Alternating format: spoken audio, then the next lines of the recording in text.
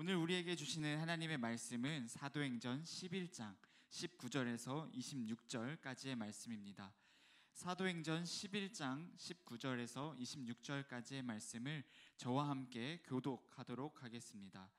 그 무렵 스데반의 일로 인해 핍박을 받아 뿔뿔이 흩어진 사람들은 페니키아, 키프로스 그리고 안디옥까지 건너가 유대 사람들에게만 말씀을 전하고 있었습니다.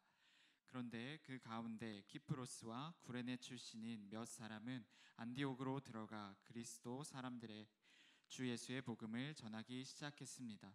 주의 손이 그들과 함께 하셔서 많은 수의 사람들이 믿고 주께 돌아왔습니다. 이 소식이 예루살렘에 있는 교회에 전해지자 그들은 바나바를 안디옥으로 보냈습니다.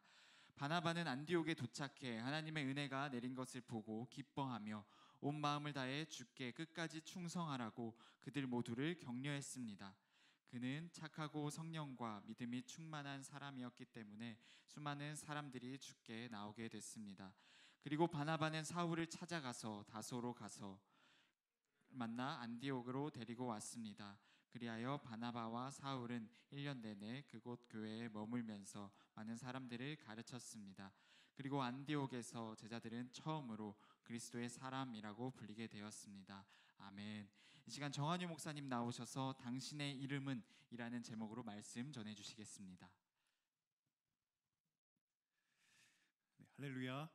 아멘. 2부 예배 오신 모든 분들을 주님의 이름으로 환영하고 축복합니다.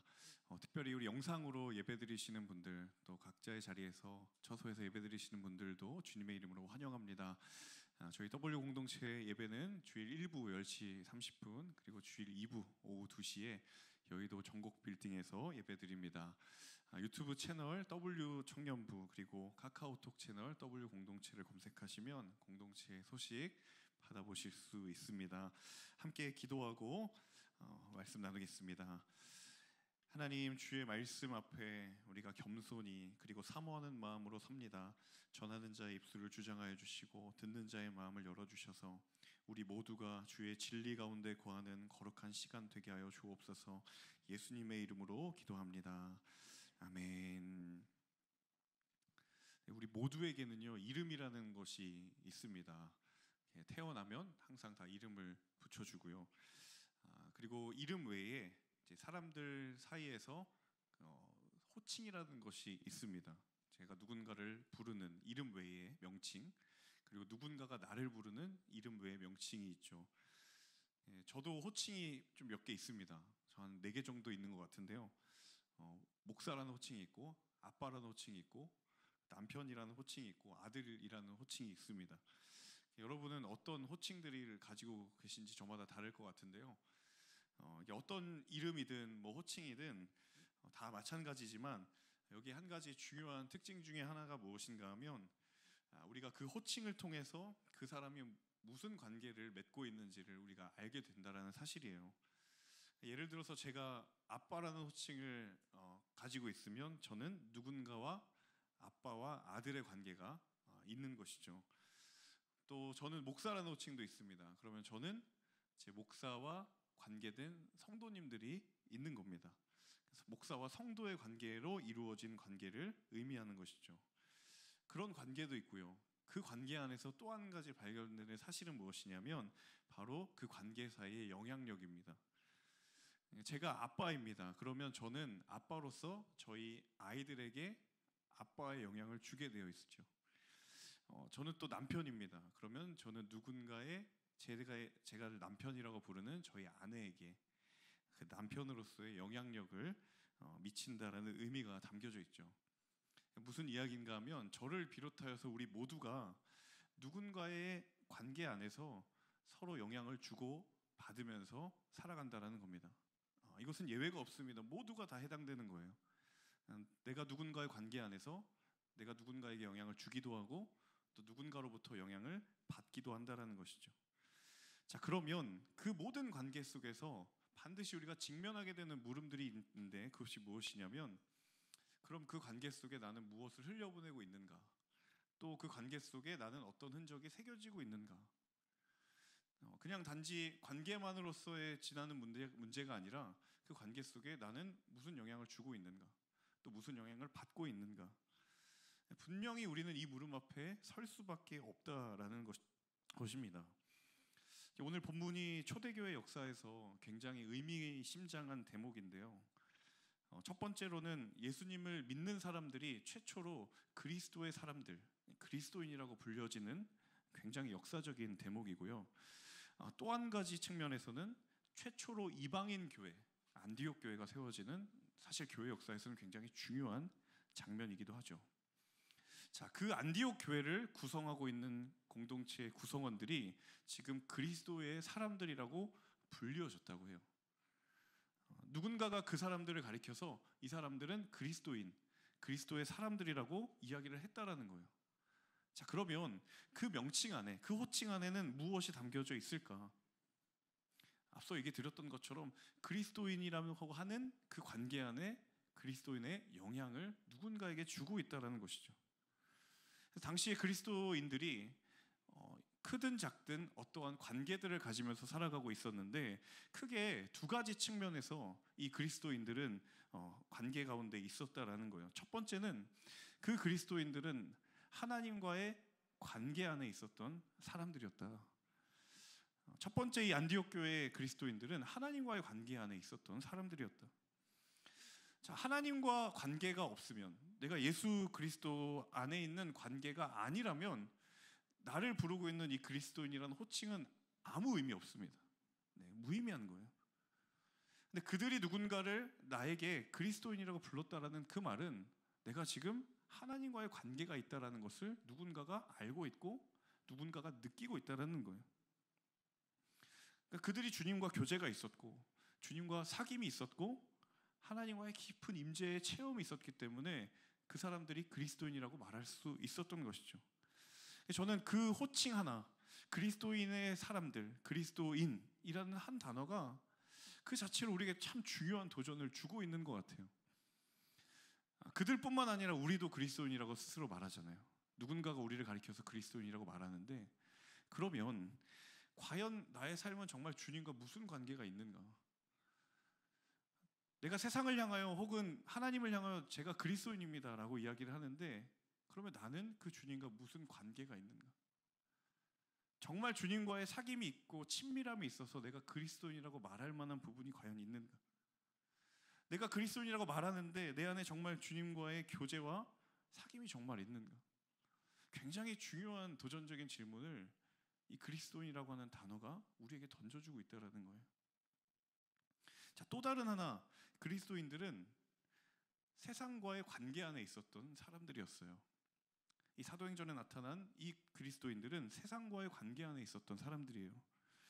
사실 사도행전의 역사 자체가 예수를 주로 고백한 사람들, 복음을 정말 충만하게 경험한 사람들이 세상의 한가운데에서 어떤 하나님의 영향력을 미치면서 살아가는가에 대한 기록이 사도행전의 기록이라고 해도 과언이 아닙니다. 자, 어떤 영향력을 주면서 살았는가? 사도행전 2장에 보면 그들의 영향력을 이렇게 기록하고 있는 부분이 있는데요. 사도행전 2장 47절 함께 같이 읽어보도록 하겠습니다. 그리고 하나님을 찬양하고 사람들로부터 칭찬을 받아 주께서 날마다 구원받는 사람들을 더하게 하셨습니다. 자, 이 그리스도인들이 사람들로부터 칭찬을 받았대요. 사람들로부터 칭찬을 받았다. 이 세상의 한가운데에 이들이 어떤 영향력을 주고 있는지를 알 수 있는 대목이죠. 자, 칭찬을 받았다. 우리가 흔히 알고 있는 것처럼 무언가 그들에게 잘해줘서 유익을 끼쳐서 그들이 그것에 대한 반대급부로 반응했던 칭찬의 의미도 있지만, 사실은 여기에 있는 이 칭찬의 의미는 그보다 더 많은 의미를 담고 있습니다. 어떤 의미냐면 당시의 사회 속에서 이 그리스도인들이 사람들에게 신뢰를 주고 있었다는 의미예요. 크레딧을 주고 있었다는 거예요. 그러니까 그들이 칭찬받았다라는 건 그들이 뭔가 잘해서 그들이 칭찬을 받았다는 의미도 있지만 사람들에게 그들이 신뢰를 주었다. 한마디로 이야기하면 어떤 공동체나 어떤 그룹에 그 당시에 가서 제가 그리스도인입니다라고 하면 저 사람은 믿을 만한 사람이다. 이게 보증이 되었던 거예요. 그러니까 내가 그리스도인이라는 말 자체가 사회의 관계를 보증할 수 있는 굉장히 중요한 하나의 신용카드 같다라는 거예요. 그리스도인이다? 그러면 저 사람은 믿을 만하다. 요새 같아서는 참 쉽지 않은 일이죠. 네. 자, 그리스도인이라고 하는 사람들이 세상의 한복판에서 그렇게 살아갔던 존재들이었다라는 거예요. 그들이 그리스도인과 관계를 맺기도 하고 또 반대로 비그리스도인들과도 관계를 맺기도 했어요. 그런데 어느 곳에 거하든지 그들은 세상의 한가운데서 그리스도인다움을 나타냈던 사람들이에요. 제가 사역을 하면서 이제 지체분들하고 이런저런 상담을 할 기회가 있는데 이제 한 청년분하고 이런 상담을 했었던 기억이 있습니다. 이분은 너무 직장 생활이 치열한 거예요. 그러니까 업무도 과중하기도 하지만 뭐가 치열하냐면 영적인 싸움이 치열한 거예요. 그러니까 늘 이제 관계에 대해서 고민할 수밖에 없고 늘 이제 직장의 그 비그리스도인적인 문화와 노출하면서 내가 어떻게 하면 여기서 그리스도인답게 살아갈 것인가를 매 순간순간마다 고민할 수밖에 없는 그런 삶을 살아가던 분이었는데 상담을 하다가 저한테 이렇게 얘기를 하시는 거예요. 목사님, 가끔 목사님이 부럽다고. 그래서 제가 왜 부럽냐고 물어봤더니 목사님은 직장이 교회잖아요 이러는 거예요. 이제 제가 그 이유를 느꼈어요. 근데 이유를 물어봤죠. 물어봤더니 저희 같은 사람들은 세상이 교회가 아니라 직장이니까 그냥 나가기만 하면 유혹이 있고 나가기만 하면 도전이 있는데 가끔은 목사님들을 보면 세상이 교회니까 그래도 그 안에 있으면 저희가 받는 그런 고민이나 유혹은 그래도 안 받을 수 있지 않겠냐. 그래서 가끔 부럽다. 그래서 제가 속으로 그러면은 신학교를 오시면 될 것 같은데 속으로 이야기를 했는데 네, 겉으로 이야기를 대놓고는 못하고요. 그래서 이제 제가 이렇게 얘기를 했습니다. 하나님이 이렇게 형제님, 자매님은 정말 믿음의 선한 싸움을 하실 만해서 거기 있는 거지 저 같은 사람 가면 저는 바로 예수님 등질 것 같아서 저를 가둬두는 거라고. 저는 감당이 안 되니까 그냥 여기 두는 거라고 그렇게 얘기를 했던 기억이 있어요. 여러분도 그런 느낌 들으신 적 있으실 거라고 생각합니다. 너무 유혹이 거세고 도전이 쉽지가 않으니까 내가 세상과 거리를 두고만 있으면 그래도 내가 좀 하나님의 사람답게 살 수 있을 텐데 내가 이 정도로는 고민하거나 힘들지 않을 텐데 라고 하겠지만 여러분 사실은 그리스도인은 세상을 떠나서 살 수가 없습니다. 혹시 가운데 그렇게 살기를 원하시면 저한테 개인적으로 오시면 제가 신학교 입시에 대해서 상담을 해드릴 수는 있습니다. 네. 그리스도인은 세상을 떠나서 살 수가 없습니다. 늘 그 세상의 유혹에 노출되어야 한다는 것이죠. 그런데 하나님은 우리를 노출시키기 위해서 우리를 그곳에 보내는 것인가? 하나님의 뜻과 계획이 우리의 부르신 자리 가운데 없는 것인가? 하나님은 순간순간마다 우리에게 말씀하시죠. 그곳에서 하나님을 드러내는 자로, 그곳에서 하나님을 말하는 자로, 하나님께서 그곳에서 우리를 하나님을 전하는 자로. 근데 그 부르심에 위에 있는 자들에게 하나님 약속하신 한 가지는 내가 너를 홀로 두지 않을 것이다. 감당할 수 있는 용기와 결단을 내가 너에게 줄 것이다. 내가 그 부르심에 승리할 수 있도록 내가 함께하고 동행할 것이다. 하나님의 약속이 우리 가운데 있는 줄로 믿습니다. 때로는 우리가 외로운 싸움을 걸어가는 듯한 느낌 가운데서도 그 상황 가운데서도 우리의 믿음의 걸음을 포기하지 않을 수 있는 이유는 주께서 부르신 자리이고 그곳에 주와 함께 하고 있기 때문인 줄로 믿어요. 자, 오늘 본문에 나타난 그리스도인들도 그런 사람들이었어요.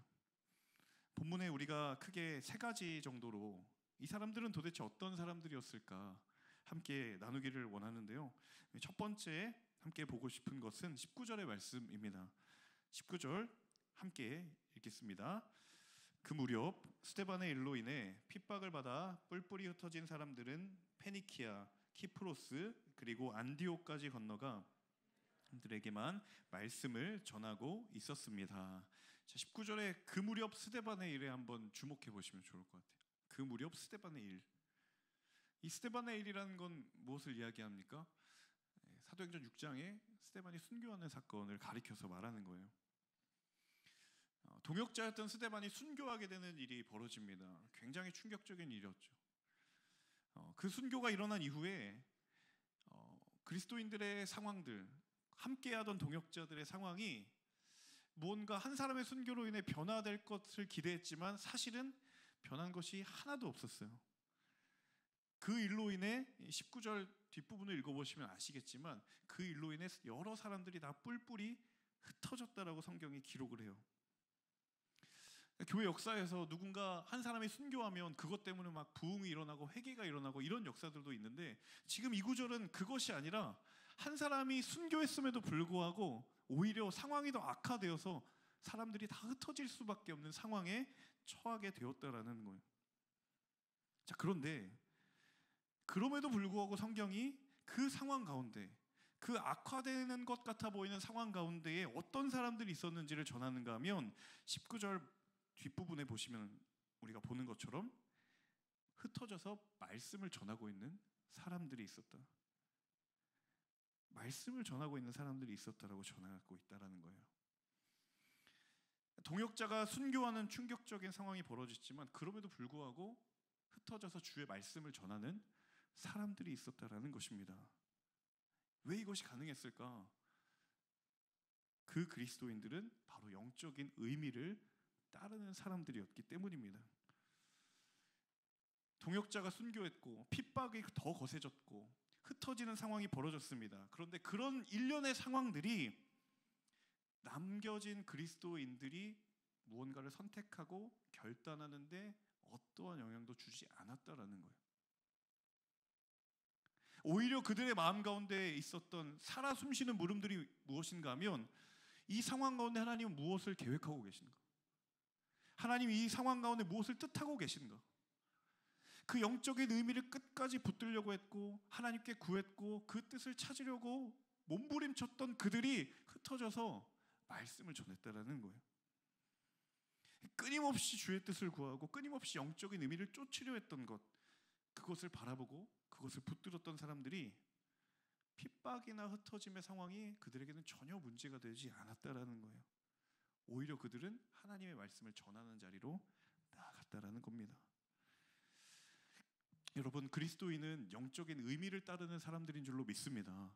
우리의 눈앞에 펼쳐져 있는 상황이 투명한가 선명한가 불투명한가 절망스러운가에 그것에 따라 우리가 결정하고 판단하고 움직이는 사람들이 아니라, 주 안에서 나를 부르신 영적인 의미가 선명하다면 그것을 향하여 나아가는 결단이 있고 그것을 향하여 나아가는 헌신이 있는 사람들인 줄로 믿습니다. 그래서 우리 스스로에게 물어봐야 될 한 가지 질문은 무엇이냐면, 나는 무엇을 따라 움직이고 있는가라는 거예요. 내 믿음의 발걸음과 내 생각의 방향성을 좌우하고 있는 그 요인은 무엇인가? 내 몸과 내 마음을 움직이게 하고 있는 것은 무엇인가라는 거예요. 내가 그리스도인인데 나는 하나님의 말씀을 따라 움직이는 줄 알았는데 내 눈앞에 펼쳐지는 상황에 따라 움직이는 나 자신을 발견하고 있다면 그것이 과연 그리스도인가? 라는 그 질문 앞에 멈춰서야 된다는 거예요. 여러분, 영적인 의미가 우리의 믿음의 동기의 시작이 될 줄로 믿습니다. 하나님이 내게 무엇을 원하시는가? 하나님 무엇을 의도하시는가? 그것을 끊임없이 구하는 자들에게 하나님께서 길을 여시고 감당할 능력을 우리에게 허락하실 줄로 믿습니다. 두 번째는요, 20절과 21절의 말씀입니다. 함께 읽어보도록 하겠습니다. 그런데 그 가운데 키프로스와 구레네 출신인 몇 사람은 안디옥으로 들어가 그리스 사람들에게도 주 예수의 복음을 전하기 시작했습니다. 주의 손이 그들과 주께 돌아왔습니다. 여러분, 20절을 꼭 주목해 보시면 좋을 것 같아요. 20절에 키프로스와 구레네 출신 몇 사람이 안디옥으로 들어가서 그리스 사람에게 복음을 전했다라는 기록이에요. 키프로스, 구레네, 그리스 여러 지명들이 나오는데요, 한 가지 공통점이 있습니다. 그것은 무엇이냐면 유대 지역을 기준으로 이 세 군데는 다 이방 지역이라는 거예요. 자, 20절의 상황이 어떤 상황입니까? 어떤 사람들이 복음을 전하기 위해 갔어요. 그런데 그 사람들이 누구냐면 키프로스와 구레네 이방인들이라는, 이방인 출신이라는 거예요. 그런데 그들이 전한 복음을 누가 들었냐면 그리스 사람들. 이 사람들도 이방인이에요. 자, 복음을 듣는 사람이 이방인이라고 생각을 해봅시다. 그러면 누가 선교하러 갔구나, 누가 전도하러 갔구나, 사도들이나 제자들이 누가 갔겠구나라고 생각하겠지만 지금 전하는 사람도 이방인이고 듣는 사람도 이방인이에요. 복음을 받아들인 후에 그 이방인들이 그냥 들었던 것에 머무르지 않았고 더 나아가서 또 다른 누군가에게 복음을 전하러 갔다라는 거예요. 하나님이 복음을 먼저 전해받은 사람과 그리고 복음을 들어야 될 사람 통해서 하나님의 일하심이 계속해서 일어나고 있었다라는 거예요. 여러분, 이게 사도행전의 복음의 역사 아닙니까? 그 자체가 말하는 바가 바로 이것이 아닙니까? 다른 것이 드러나는 것이 아니라 사람이 수고하고 사람의 발걸음이 새겨지는 것 같았지만 사실은 하나님이 일하는 것이 있고, 사실은 하나님이 말씀하시는 것이 있고, 사실은 하나님이 인도하시는 것이 있고, 하나님이 역사하는 것이 있다는 것, 그리고 그것 때문에 세상이 하나님을 알게 되고 열방이 죽기로 돌아오는 역사가 사도행전의 역사예요. 여러분, 그래서 그리스도인들은 하나님의 일하심을 경험하는 사람들인 줄로 믿습니다. 두 번째 우리가 기억해야 될 그리스도인들은, 이 그리스도인들은 하나님의 일하심을 피부로 경험했던 사람들이라는 거예요. 여러분, 그때의 그리스도인이나 오늘 이 시대를 사는 그리스도인이나 하나님은 동일하게 우리를 이 부르심의 자리로 부르시는 줄로 믿습니다. 여러분, 리더십의 자리가 왜 귀합니까? 너무 힘들고 때로는 너무 어렵지만 왜 귀합니까? 그 자리에서 나를 통해 일하시는 하나님을 내가 보기 때문이에요. 아울리치에 왜 가며 사역의 왜 자리로 나아갑니까? 나의 자그마한 헌신이지만 하나님의 커다란 일하심을 내가 보고 있기 때문에, 그것이 너무도 감사하기 때문에, 그것을 경험하기 때문 위함입니다. 여러분, 우리의 삶의 순간순간마다, 우리의 삶의 자리마다 이 기도가 회복되기를 원합니다. 하나님, 내 믿음의 눈을 열어주셔서 우리의 가정을 보게 하여 주옵소서. 하나님, 우리의 믿음의 눈을 열어 나의 일터를 보게 하여 주옵소서. 하나님, 내 믿음의 눈을 열어 내 깨어진 관계를 보게 하여 주옵소서. 하나님의 일하심을 보기를 원합니다. 그곳에 나를 부르셨고 그곳에서 하나님의 일하심을 보게 하여 주옵소서. 하나님이 일하고 계심을 내가 전하게 하여 주시고 깨닫게 하시고 보게 하여 주옵소서. 여러분, 저 여러분의 기도가 이 기도가 되기를 원합니다. 26절의 말씀 함께 같이 읽어보도록 하겠습니다. 함께 읽습니다. 그를 만나 안디옥으로 데리고 왔습니다. 그리하여 바나바와 사울은 1년 내내 그곳 교회에 머물면서 많은 사람들을 가르쳤습니다. 그리고 안디옥에서 제자들은 처음으로 그리스도의 사람이라고 불리게 됐습니다. 자, 오늘 본문의 마지막 구절이죠. 그리스도의 사람, 그들은 그렇게 불렸다. 개역개정에서는 그리스도인 이렇게 나와 있습니다. 동일한 이 표현이 영어 성경에는 이렇게 번역이 되더라고요. 어떤 번역이냐면 follower of Christ예요.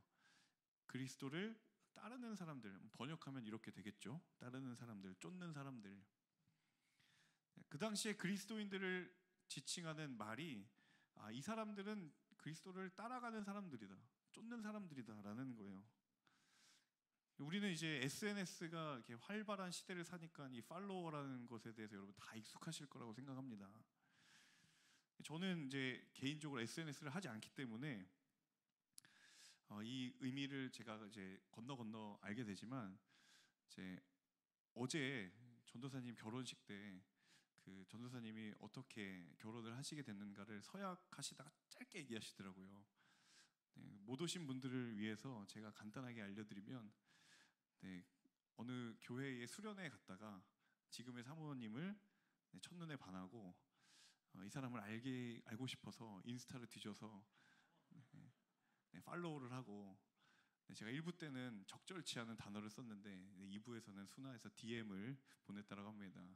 1부에 제가 접근이라는 말을 썼다가 아차 싶었거든요. 제가 SNS를 잘 안 하니까 이게 DM이라는 말이 갑자기 생각이 안 나서 1부 끝나고 내려가니까 한 분이 얘기해 주시더라고요. 그 말은 접근이 아니라 DM이라고 하시면 될 것 같다. 네. 그래서 어쨌든 DM을 보내셔서 이렇게 소통을 하시다가 지금에 이르게 되었다라는 이야기를 들었는데, 자, 여러분, 팔로우를 하면요, 저는 둘 중에 하나인 것 같아요. 왜 그 사람을 팔로우하는가? 이유 하나는 이거죠. 그 사람과 관계가 있어서 하는 거죠. 만약에 제가 인스타 계정을 파면 이 중에 누군가는 저를 팔로우하겠죠. 네, 아차 싶습니다. 안 할 수도 있겠다. 관계가 있으니까요. 아는 사람이니까 팔로우 하잖아요. 또 다른 이유 하나는 뭡니까? 그 사람에게 관심이 있어서 그렇죠. 내가 좋아하는 뭐 인플루언서를 팔로우하는 이유는 그 사람이 내가 관심이 있는 부분이 있으니까. 그러니까 내가 누군가를 팔로우한다라는 것은 내가 그 사람과 관계가 있거나 아니면 그 사람에게 관심이 있거나, 또 반대로 누군가가 나를 팔로우한다라는 건 그렇죠.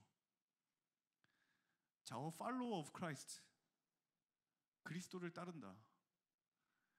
여러분 정말 그리스도께 관심이 있고 정말 그리스도와 관계가 있습니까? 내가 SNS 상에서 누군가를 팔로우하는 것만큼조차도 미치지 않은 그러한 주님의 팔로워는 혹시 아닙니까? 그냥 무늬만 주님 따른다고 말하는 그냥 허울뿐인 팔로워 아닙니까? 내가 예수 그리스도를 팔로우한다라는, 나는 그리스도인이라고 말하는데 정작 그 관계는 교제도 없고 사귐도 없고 그냥 형식적인 맞팔의 관계라면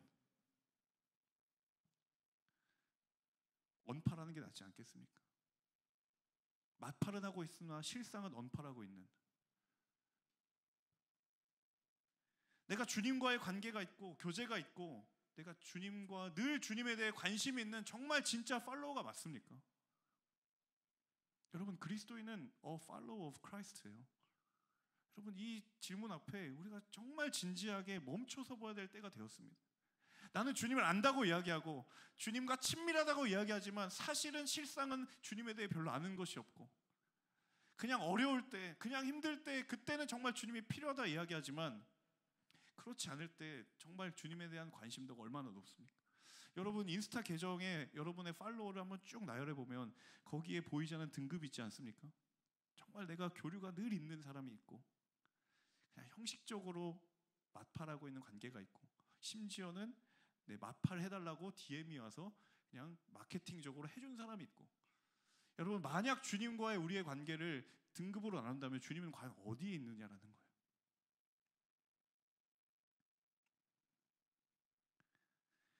개역개정 성경 기준으로 보면 이 성경에 그리스도인이라는 단어가 딱 3번 등장합니다. 그 중에 하나가 이 오늘 본문인 사도행전 11장 26절이고요. 또 다른 하나는 베드로전서에 이 말이 나오는데, 정말 그리스도인들, 방금 말씀드렸던 정말 주님을 관심 있고 주님과 관계 있는 사람들은 어떤 사람들이냐?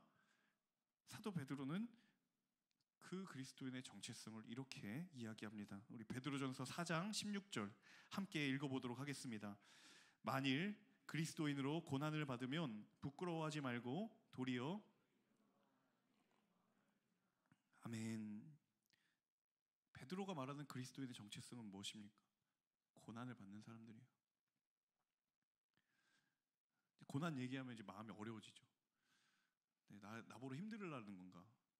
지금 그런 의미로 이 고난을 이해하신다면 여러분, 이 고난의 의미를 너무 편협하게 이야기하시는 겁니다.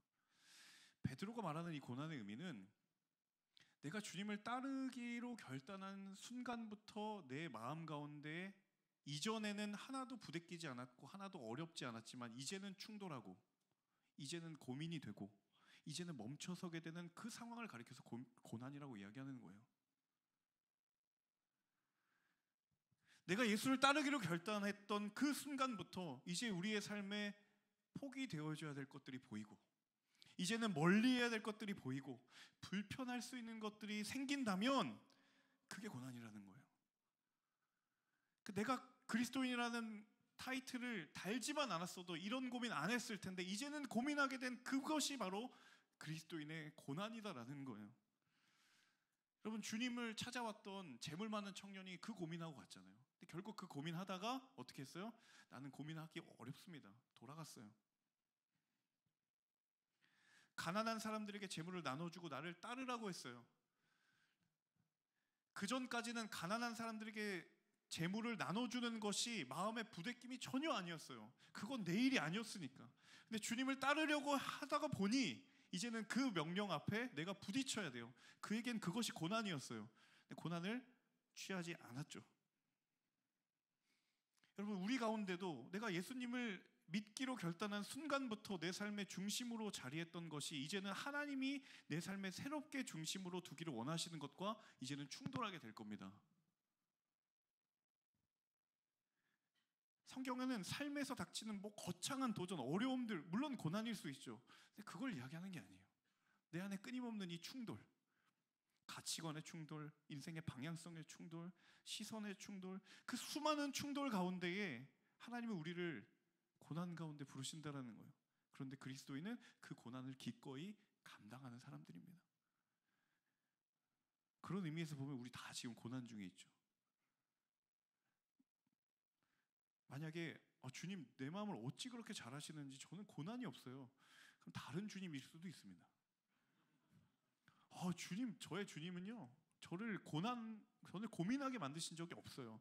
과연 그럴까요? 하나님의 것이 자리를 잡게 되면요, 반드시 그 반대의 반작용이 일어나게 되기 마련입니다. 충돌할 수밖에 없어요. 하지만 여러분, 그리스도인은 기꺼이 그 충돌 앞에 담대히 서고 하나님의 편에 서기로 결단한 사람들인 줄로 믿습니다. 그리고 바로 우리가 그 그리스도인으로 부름받은 사람들인 줄로 믿습니다. 그래서 바울이 인생의 말미에 디모데에게 이렇게 권면했어요. 디모데후서 2장 3절에 너는 그리스도 예수의 병사로 나와 함께 고난을 받으라. 주와 함께 죽으라.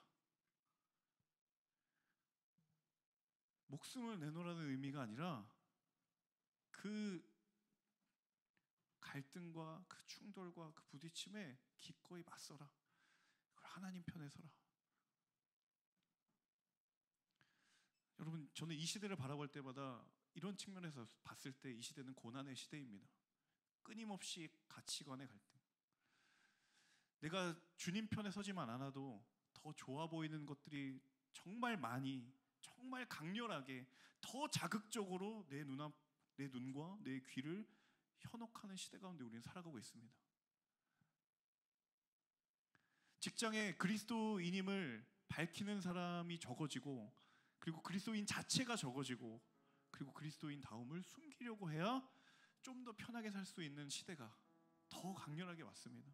어떻게 보면 초대교회, 지하교회 그 시대보다도 더한 그 지하교회의 시대가 온 것 같지도 몰라요. 그런데 여러분, 하나님 오늘 우리에게 물으십니다. 오늘 설교의 제목처럼 너의 이름은 무엇이냐? 여러분, 내가 그리스도인이다라고 고백하지 않은 사람이 과연 여기 있을까요? 다 우리는 그리스도인이라고 말하죠. 근데 여러분, 이 말씀 앞에 정말 허울뿐인 이름만 남아있는 것은 아닌가? 그리스도인이라고 하는 뚜껑은 가지고 있는데 뚜껑 열어보니 아무것도 없는, 정말 참담하리만큼 아무것도 남아있지 않은 그 안의 공간을, 그 텅 빈 공간을 바라보며 애통하지도 않고 탄식하지도 않고 그냥 멍하니만 바라보고 있는 나 자신의 모습이 있는 것은 아닌가? 여러분, 우리는 그리스도인인 줄로 믿습니다. 세상 가운데 구별된 마지막 하나님의 단 하나의 소망이 저와 여러분인 줄로 믿습니다. 여러분, 그 믿음의 부르심 앞에 다시 한번 우리의 삶을 드리기를 원합니다. 그리스도인이 적어서 문제가 아니라 정말 알맹이가 있는 그리스도인 한 사람이 없기 때문에 하나님은 탄식하면서 지금 이 순간에도 우리를 찾으실 때 하나님, 제가 여기 있습니다. 주님, 내 삶을 사용하여 주옵소서 라고 하나님 앞에 담대히 외칠 수 있는 한 사람, 그런 믿음의 공동체, 그 교회가 사랑하는 우리 W 공동체 되기를 주의 이름으로 간절히 축원합니다. 이 시간 함께 기도할 때에 함께 우리 찬양하고 기도했으면 좋겠습니다. 하나님, 우리의 부르심을 다시 한번 주 앞에 되돌아봅니다. 하나님, 우리의 영원한 소망 되시고 주의 형상 담기 위하여 하나님, 우리가 다시 한번 나아갑니다. 우리 찬양의 고백에 우리의 믿음의 전심의 고백을 드리며 함께 찬양하며 또 기도하며 나아갔으면 좋겠습니다.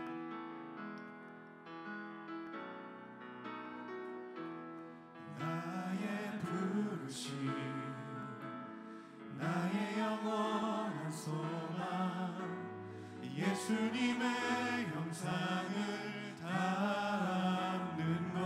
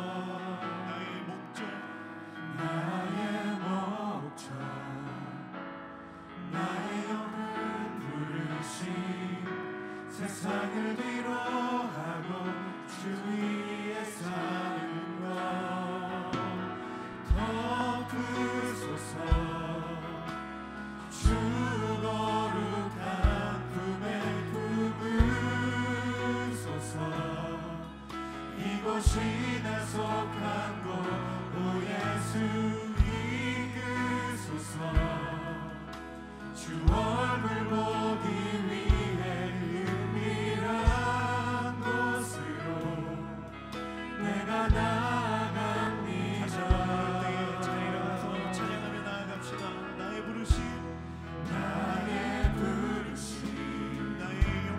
나의 영원한 소망 예수님의 영상을 담는 것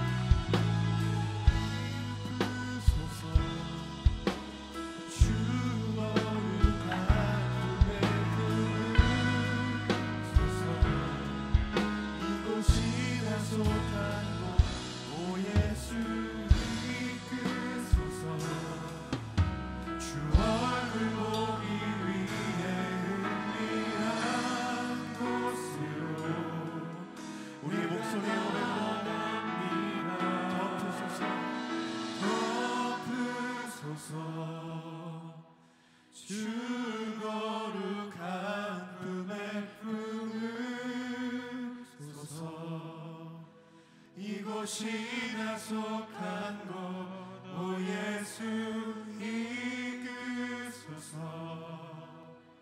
주 얼굴 보기 위해 은밀한 곳으로 내가 나아갑니다. 부르신 곳에서 나는 예배하네. 어떤 상황에도 나는 예배하네. 부르신 곳에서 나는 예배하네. 어떤 상황에도 나는 예배하네. 부르신 곳에서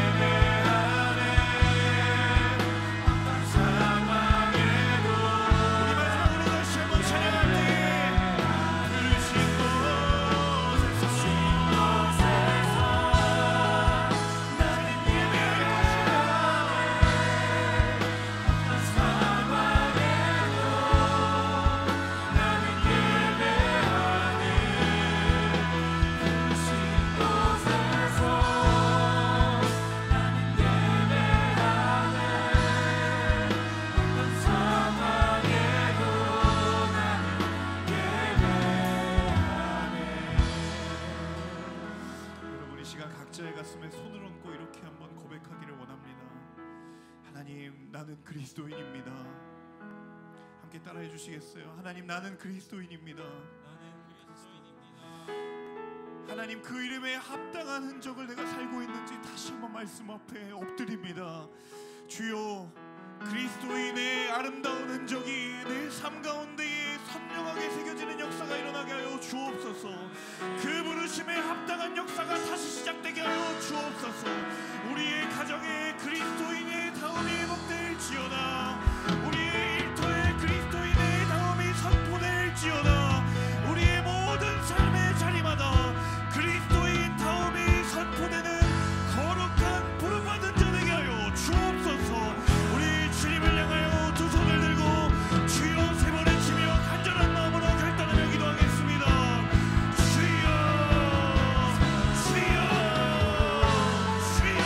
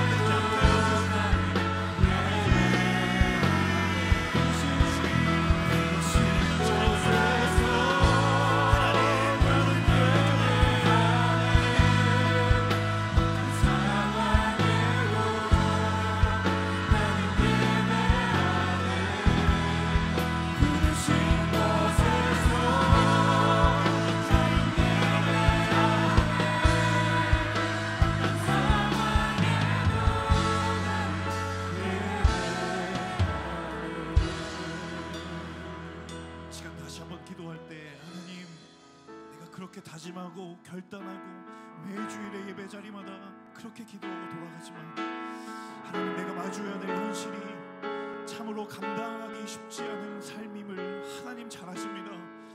주님, 나의 결단에 주의 은혜와 능력을 부어 주옵소서.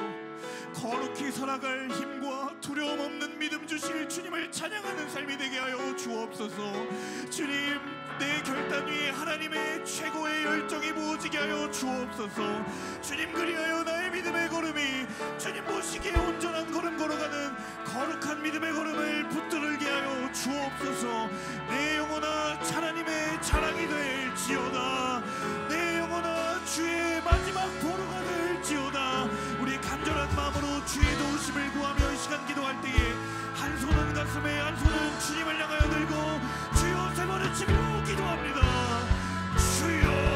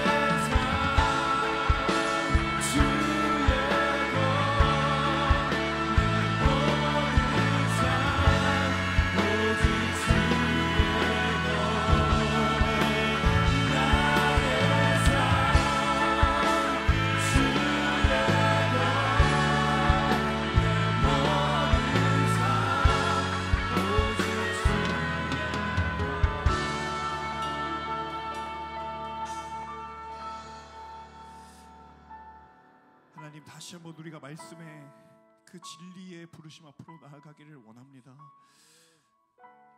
이 세상에 수많은 이들이 그리스도인이라 일컬음받고 또 그리스도인이라 스스로를 말하며 살아가지만 정작 그 그리스도인의 상자를 열었을 때 아무것도 자랑할 것이 없고 또 아무것도 보일 것이 없고 심지어는 썩어 냄새가 진동하는 영적인 배설물들만 남아버린 그 현장을 바라보시며 하나님, 다시 한번 말씀의 자리로 우리가 나아가기를 원합니다. 저를 비롯하여 우리 모두가 그 부르심 앞에 내세울 것 없고 자랑할 것 없고 부끄러움 투성이지만 하지만 하나님, 그 마지막 그루터기를 통하여서 다시 나무가 자라게 하시고 다시 싹을 나게 하시고 다시 열매를 거두시는 하나님의 계획처럼 하나님, 다시 한번 내가 주를 향하여 선포합니다. 나는 그리스도인입니다. 그리스도의 사람입니다. 주님, 그 이름에 합당한 믿음의 걸음 걸어가게 하여 주옵소서. 때로 우리에게 거룩히 살아갈 힘과 두려움이 없는 믿음이 내게 없지만 주님, 그것을 살아가게 하시고 그 걸음을 걸어가게 하시고 그 믿음을 끝까지 포기하지 않게 하실 성령의 충만한 은혜를 간구하며 나아가오니 하나님 여기 삶을 드리고 주님을 부르짖으며 결단하는 하나님의 사람들 모두에게 주님 성령의 능력과 충만함을 덧입혀 주옵소서. 우리의 가정 가운데 하나님의 하나님 되심이 선포되게 하여 주옵소서. 우리의 모든 일자리마다 주님의 주인 되심이 드러나게 하여 주옵소서. 우리의 모든 삶자의 자리마다 오직 하나님 한 분만이 홀로 영광받아 주옵소서. 하나님 우리를 통해 한 사람의 남은 자를 통해 하나님의 자랑되게 하시고 하나님 그 일을 이루실 그 하나님을 바라보며 그 하나님을 갈망하며 믿음의 걸음을 끝까지 걸어가는 우리 W 공동체의 모든 예배자들 한 사람 한 사람 되게 하여 주옵소서. 그렇게 하실 주님의 이름을 찬양하고 감사드리며 이 모든 말씀 예수님의 이름으로 기도합니다. 아멘. 우리 하나님께 감사와 영광의 박수 올려드리겠습니다. 주님의 이름을